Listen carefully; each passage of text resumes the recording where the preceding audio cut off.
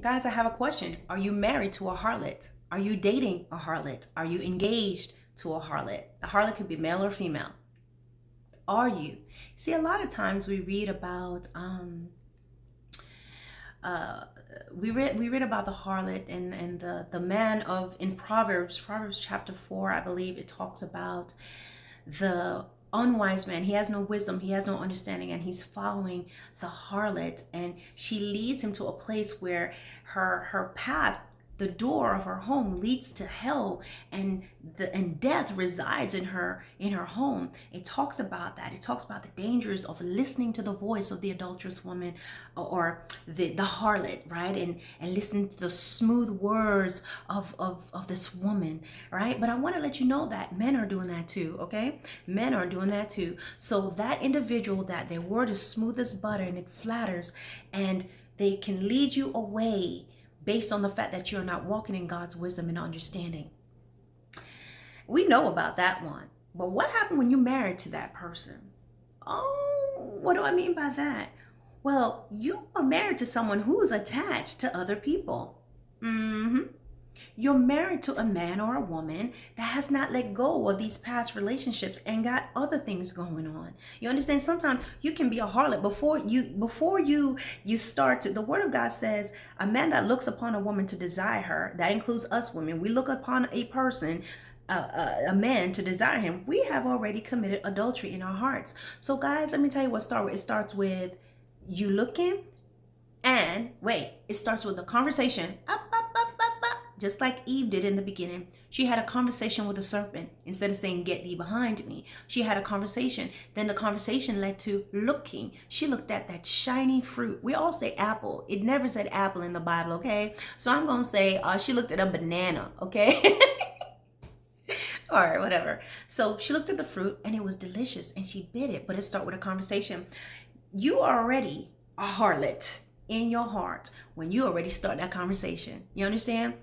So a lot of times you laying with your husband or your wife, he's a harlot, she's a harlot, because they are out there talking to, communicating with, and in some cases sleeping with other people.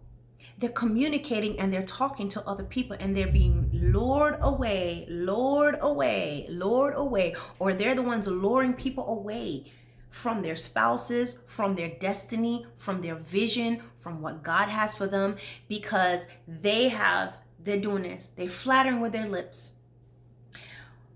What happens when you're attached to the harlot? It leads your house into damnation. It leads y'all down the path of hell.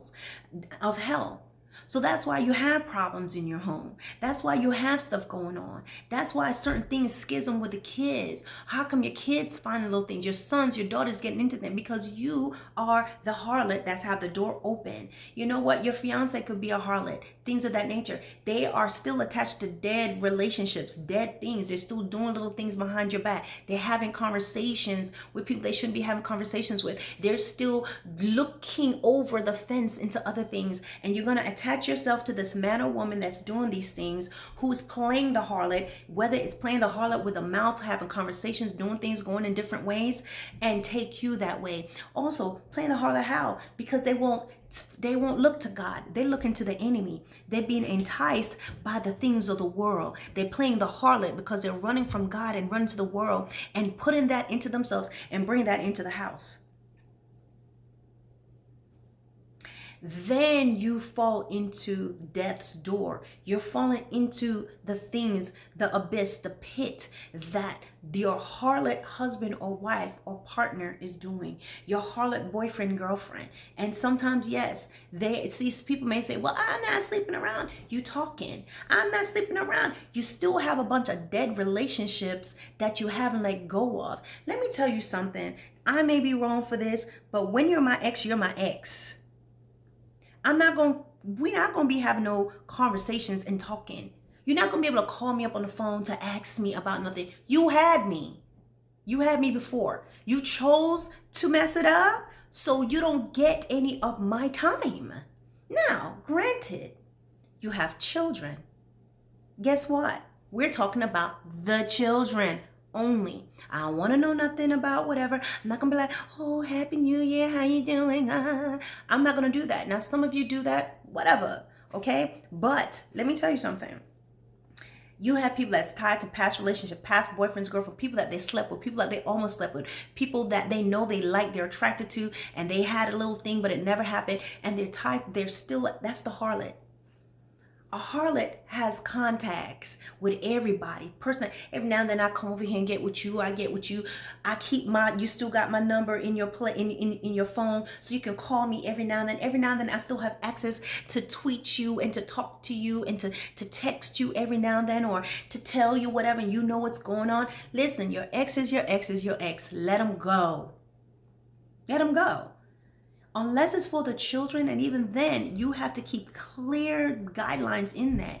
You can't be calling my ex, your ex, whoever can't be calling you. You're in a relationship with me. Can you come over and put up these drapes for me? Can you? No, ma'am. No, he can't. Has nothing to do with jealousy, darling. I'm not jealous at all. But your place is your place is your place.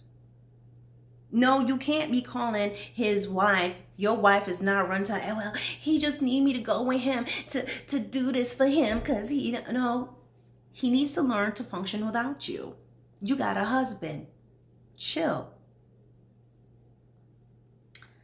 A lot of times we're looking for the harlot. You see, this is how the enemy keeps us fooled, because sometimes you think the harlot comes this one way. Harlot is a loose woman, right? You're not thinking about a man. You're thinking all about a prostitute, an escort. You're thinking of that. But you can be married in a harlot. You can be a relationship in a harlot. You could have never been with no more than your partner. You're a harlot because your heart is still everywhere. You may think it's no big deal, but I'll say to you this, females, if you're a person, you got somebody you talking to, you better do the math.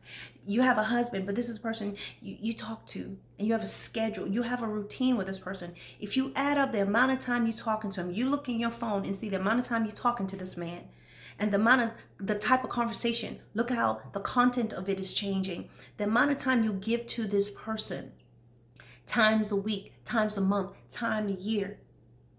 That's the amount of time you could have been investing in the relationship that you might be complaining about. And you may think, oh no, everything's good in my relationship. No, everything's not good in your relationship if you're talking to somebody else. Oh, we're just friends. He should be everybody's friend. She should be everybody's friend. That means, listen, you ain't calling them up on your own all the time. You're certainly not talking all the time to them. And certainly your husband and wife should know about it. If they say, listen, I'm not too down with you talking. Why blah, blah, blah. You better be ready to click, cut it off. And if you find it's hard for you, you got a problem. Listen, the time that we invest in another man or in another woman, that if you add up and you say, today, I've spoken to this person several times today, and it adds up to an hour and 40 minutes. That's an hour and 40 minutes missed on this side with your spouse. Y'all have a misunderstanding? This is an hour and 40 minutes missed that you could spend trying to understand one another, to mend one another. There's no room for two, my friends. There is no room for two. So, listen, get before the Lord. I hate to disappoint you and I hate to tell you, but yes, it's very easy for us to be the harlot. And it means that you are not. The Lord referred to Israel a lot as the harlot. They played the harlot, meaning they've gone out. I'm God. God is saying, I'm God. And yet they go out and they serve other gods and they go do other things and they come back be like, oh, I'm sorry. Or when God gets angry, your spouse, your partner should never have to get angry for you to say, I'm sorry, because you see, that's not godly sorrow. You feel guilty. You feel bad. You feel bad in that moment. You make a lot of promises that you said you're not going to do, and you go and you do it again. Stop playing the harlot. Look in your life. Cut those things off. Get before your Heavenly Father. Pray to Him and He'll show you. Let Him show you first of all. Before you start cutting, go before God and pray. Let Him touch your heart. And when He shows you, you're going to be so surprised. All right, guys, don't take my word for it. Take the word of God.